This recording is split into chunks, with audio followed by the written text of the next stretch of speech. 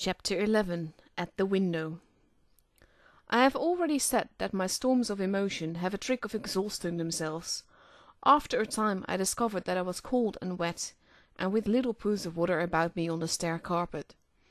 I got up almost mechanically, went into the dining room and drank some whiskey, and then I was moved to change my clothes. After I had done that I went upstairs to my study, but why I did so I do not know. The window of my study looks over the trees and the railway towards Walsall Common. In the hurry of our departure this window had been left open.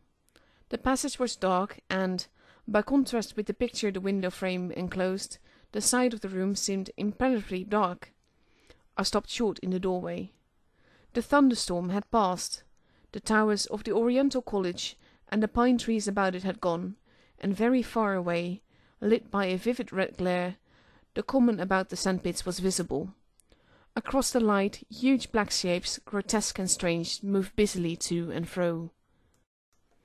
It seemed indeed as if the whole country in that direction was on fire. A broad hillside set with minute tongues of flame, swaying and writhing with the gusts of the dying storm, and throwing a red reflection upon the cloud scuds above. Every now and then a haze of smoke from some nearer conflagration drove across the window and hid the Martian shapes. I could not see what they were doing, nor the clear form of them, nor recognize the black object they were busied upon. Neither could I see the nearer fire, though the reflections of it danced on the wall and the ceiling of the study. A sharp, resinous tang of burning was in the air. I closed the door noiselessly and crept towards the window. As I did so, the view opened out until, on the one hand, it reached to the houses about Woking Station, and on the other to the charred and blackened pine woods of Byfleet. There was a light down below the hill, on the railway, near the arch, and several on the houses along the Maybury Road, and the streets near the station were glowing ruins. The light upon the railway puzzled me at first. There were a black heap and a vivid glare, and to the right of that a row of yellow oblongs. Then I perceived this was a wrecked train, the fore part smashed and on fire, the hinder carriages still upon the rails. Between these three main centres of light, the houses, the train, and the burning county towards Chopham, stretched irregularly patches of dark country, broken here and there by intervals of dimly glowing and smoking ground. It was the strangest spectacle, that black expanse set with fire. It reminded me, more than anything else, of the potteries at night. At first I could distinguish no people at all, though I peered intently for them. Later I saw against the light of Woking Station a number of black figures hurrying one after the other across the line. And this was the little world in which I had been living in securely for years, this fiery chaos. What had happened in the last 7 hours I still did not know, nor did I know, though I was beginning to guess, the relation between these mechanical colossi and the sluggish lumps I had seen disgorged from the cylinder. With a queer feeling of impersonal interest, I turned my desk chair to the window, sat down, and stared at the blackened country, and particularly at the three gigantic black things that were going to and fro in the glare about the sandpits. They seemed amazingly busy. I began to ask myself what they could be. Were they intelligent mechanisms? Such a thing I felt was impossible. Or did a Martian sit within each, ruling, directing, using, much as a man's brain sits and rules in his body? I began to compare the things to human machines, to ask myself for the first time in my life how an ironclad or a steam engine would seem to an intelligent lower animal. The storm had left the sky clear, and over the smoke of the burning land the little fading pinpoint of Mars was dropping into the west, when a soldier came into my garden. I heard a slight scraping at the fence, and rousing myself from the lethargy that had fallen upon me, I looked down and saw him dimly, clambering over the palings. At the sight of another human being my torpor passed, and I leaned out of the window eagerly. "Hist!" said I, in a whisper. He stopped astride of the fence in doubt.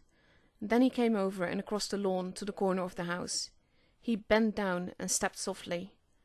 "Who's there?" he said, also whispering, standing under the window and peering up. "Where are you going?" I asked. God knows. Are you trying to hide? That's it. Come into the house, I said. I went down, unfastened the door, and let him in, and locked the door again. I could not see his face. He was hatless, and his coat was unbuttoned. My God, he said, as I drew him in. What has happened? I asked. What hasn't? In the obscurity I could see he made a gesture of despair. They wiped us out. Simply wiped us out, he repeated again and again. He followed me, almost mechanically, into the dining room. Take some whiskey, I said, pouring out a stiff dose. He drank it. Then abruptly he sat down before the table, put his head on his arms, and began to sob and weep like a little boy, in a perfect passion of emotion, while I, with a curious forgetfulness of my own reasoned despair, stood beside him, wondering. It was a long time before he could steady his nerves to answer my questions, and then he answered perplexingly and brokenly. He was a driver in the artillery, and had only come into action about 7.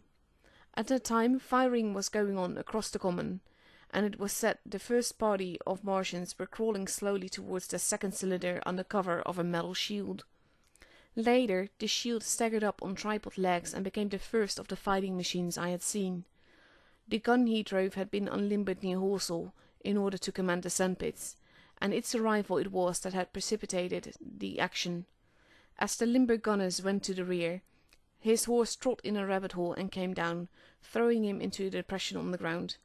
At the same time the gun exploded behind him, the ammunition blew up, there was fire all about him, and he found himself lying under a heap of charred dead men and dead horses. I lay still, he said, scared out of my wits, with the forequarter of a horse atop of me. We'd been wiped out, and the smell, good God, like burnt meat. I was hurt across the back by the fall of the horse, and there I had to lie until I felt better.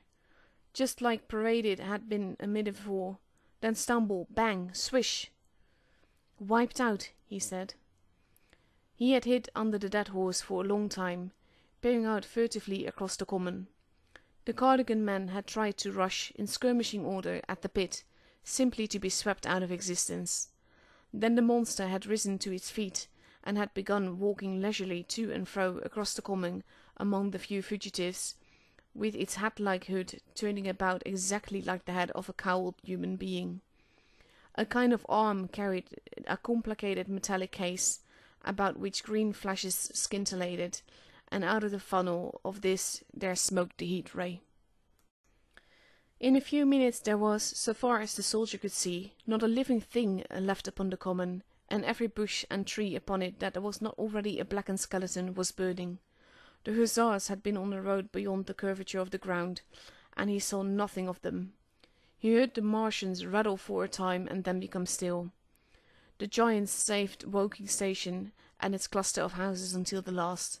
Then, in a moment, the heat ray was brought up to bear, and the town became a heap of fiery ruins. Then the thing shut off the heat ray, and turning its back upon the artillerymen, began to waddle away towards the smouldering pine woods that sheltered the second cylinder. As it did so, a second glittering titan built itself up out of the pit. The second monster followed the first, and at that the artilleryman began to crawl very cautiously across the hot heather ash towards Horsell. He managed to get alive into the ditch by the side of the road, and so escaped to Woking. There his story became ejaculatory. The place was impossible. It seemed there were a few people alive there, frantic for the most part, and many burned and scalded. He was turned aside by the fire, and hid among some almost scorching heaps of broken wall as one of the Martian giants returned. He saw this one pursue a man, catch him up in one of the steely tentacles, and knock his head against the trunk of a pine tree. At last, after nightfall, the artilleryman made a rush for it, and got over the railway embankment. Since then he had been skulking along towards Maybury, in the hope of getting out of danger Londonward. People were hiding in trenches and cellars, and many of the survivors had made off towards Woking village and Send. He had been consumed with thirst until he found one of the water mains near the railway arch smashed, and the water bubbling out like a spring upon the road. That was the story I got from him, bit by bit. He grew calmer, telling me and trying to make me see the things he had seen. He had eaten no food since midday, he told me early in his narrative, and I found some mutton and bread in the pantry and brought it into the room. We lit no lamp for a fear of attracting the Martians, and ever and again our hands would touch upon bread and meat. As he talked, things about us became darkly out of the darkness, and the trampled bushes and broken rose trees outside the window grew distinct. It would seem that a number of men or animals had rushed across the lawn. I began to see his face, blackened and haggard, as no doubt mine was also. When we had finished eating, we went softly upstairs to my study, and I looked out again of the open window. In one night the valley had become a valley of ashes. The fires had dwindled now. Where flames had been there, now streamers of smoke, but the countless ruins of shattered and gutted houses and blasted and blackened trees that the night had hidden stood out now gaunt and terrible in the pitiless light of dawn. Yet here and there some object had had the luck to escape, a white railway signal here, the end of a greenhouse there, white and fresh amid the wreckage. Never before in the history of warfare had destruction been so indiscriminate and so universal. And shining with the growing light of the east, 3 of the metallic giants stood about the pit, their cowls rotating as though they were surveying the desolation they had made.